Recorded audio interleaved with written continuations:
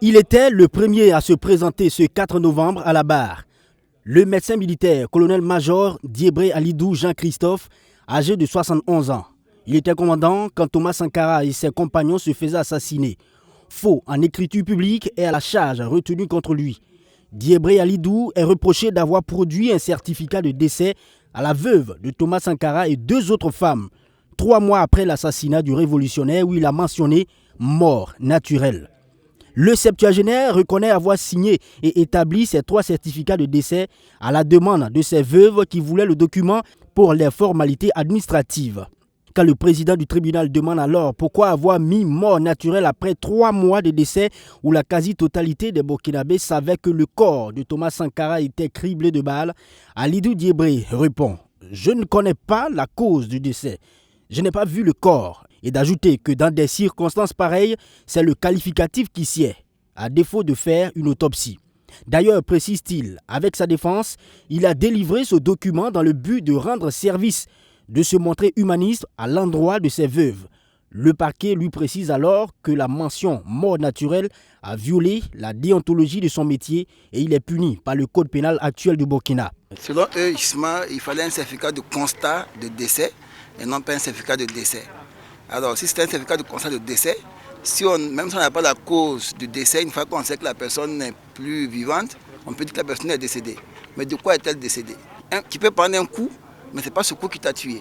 Donc, on va chercher à comprendre, est-ce le coup qui t'a tué ou pas? Donc, pour eux, il y a d'autres choses à expliquer et tout et tout. Quand le tribunal lui demande est-ce qu'il a subi une pression ou a été instruit, le médecin, en lui montrant une copie certifiée conforme d'un des documents, il s'écria « Seigneur, Atigitei, ce n'est pas moi, ce n'est pas ma signature. » Puis dossé le ton après. « C'est mon caractère, j'aime aider les gens, quelles que soient les personnes.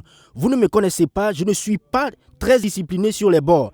Donc personne ne peut m'influencer. » La partie civile, elle pense que l'acte de Alidou Diebré n'est pas humanisme. Ses mentions sont inexactes. Il est plutôt un accusé irrépenti, précise-t-elle.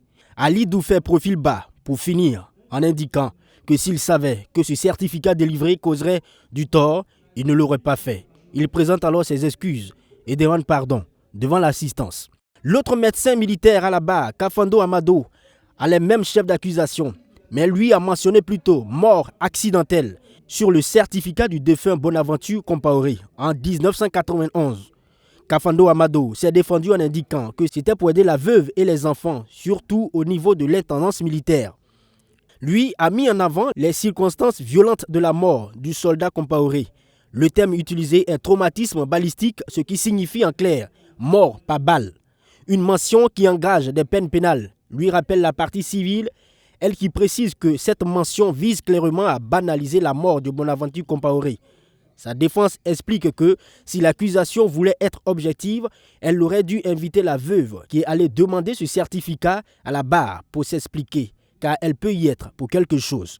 Le colonel-major Jean-Pierre Palme, accusé pour complicité d'attentat à la sûreté de l'État, était le dernier à comparaître ce jeudi. Il ne reconnaît pas les faits qui lui sont reprochés car il ne s'est jamais approché de la chose politique. Pourtant, selon le parquet, il était membre du Conseil national de la Révolution. Il agissait sous un régime d'exception avec son grade de capitaine. 34 ans en arrière, il était difficile d'opposer un refus quand le commandant Lengani, Blaise Compaoré ou Henri Zongo vous appellent ou demandent un refus, explique-t-il. Pourtant, précise le parquet, 24 heures après l'assassinat de Thomas Sankara, Jean-Pierre Palme a commencé à exécuter les missions du nouveau pouvoir avec Blaise Compaoré. Que dira-t-il pour se défendre? La réponse est attendue le 8 novembre prochain, date de la reprise des audiences.